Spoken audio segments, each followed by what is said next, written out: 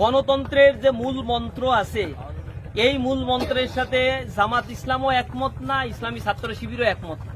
এটা একটি কুফরি মতবাদ, এটা একটি শিরকি মতবাদ। আমরা যদি বুঝি এটা কুফরি, আমাদের কি দায় থাকছে ছাত্র শিবির করে জাহান্নামে যাওয়ার? তুমি যে এখানে মুসলমান বলে পরিচয় দিচ্ছ, বাংলাদেশ থেকে এতদিনে মুসলমানের নাম নিশানা ভারত মিটিয়ে দিত, শুধু জামাত ইসলামের জন্য পারে নাই, আমাদের নেতৃবৃন্দকে ফাঁসি দিছে, আমরা পিছুপা হইনি। সুতরাং এইরকম একটা দলের বিরুদ্ধে ব্লেম দেও, খালি গণতন্ত্র গণতন্ত্র বলে সুবিধা ভোগ করার চেষ্টা করো না। তন্ত্র অনুসরণ করে ইসলাম প্রতিষ্ঠার কাজ ইসলামী ছাত্র শিবির করছে, এই ধারণা আপনার মধ্যে আছে, এটাই হচ্ছে ভুল ধারণা। আমি আপনাকে অনুরোধ জানাবো, যিনি প্রশ্ন করেছেন, একটা বই পড়ার জন্য, গণতন্ত্র ও ইসলামী দৃষ্টিকোণ, এইটা লেখা হচ্ছে ডক্টর আহমদ আলীর লেখা বই। আর একটা আছে হচ্ছে মাওলানা মতিউর রহমান নিজামী জেলখানায় বসে লিখছেন ক্ষমতার রাজনীতিতে অংশগ্রহণ, ক্ষমতার রাজনীতিতে অংশগ্রহণ। এই দুইটা বই পড়লে আশা করি কিছুটা ক্লিয়ার হবে না। গণতন্ত্রের যে মূল মন্ত্র আছে এই মূল মন্ত্রের সাথে জামাত ইসলামও একমত না, ইসলামী ছাত্র শিবিরও একমত না। এটা একটি কুফরি মতবাদ, এটা একটি শিরকি মতবাদ, যেখানে বলা হয়েছে সার্বভৌম ক্ষমতার অধিকারী হচ্ছে জনগণ। এইটা আমরা যদি মেনেই নেই তাহলে জামাত ইসলামীর নিবন্ধন তো বাতিল হতো না, নিবন্ধন তো থাকতোই।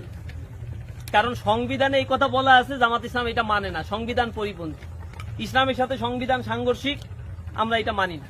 কিন্তু এইটা নিয়ে তো চরমোনাই পীর সাহেবের ব্যাপারে কেউ কথা বলে না, ওদের নিবন্ধন কেন আছে?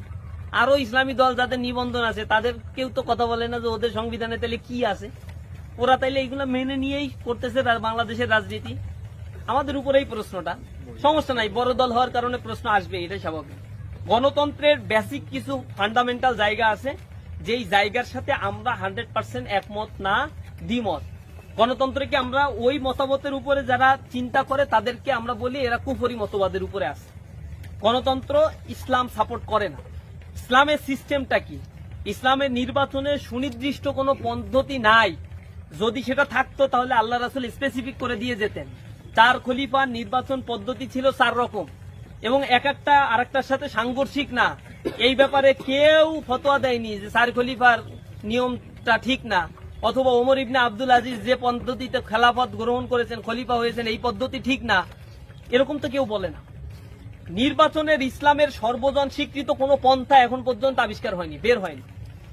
যখন মুসলমানদের হাতে খেলাফত ছিল, খলিফা ছিল, এবং মুসলমানদের না সারা পৃথিবীতে যখন কলোনিয়ালিজম ছিল, কলোনি ছিল, ইউনাইটেড স্টেট ছিল না, এবং জাতিসংঘ তৈরি হয়নি, পৃথিবীতে যার ক্ষমতা যখন যেভাবে ছিল তারাই তো সেই দেশ দখল করে নিত।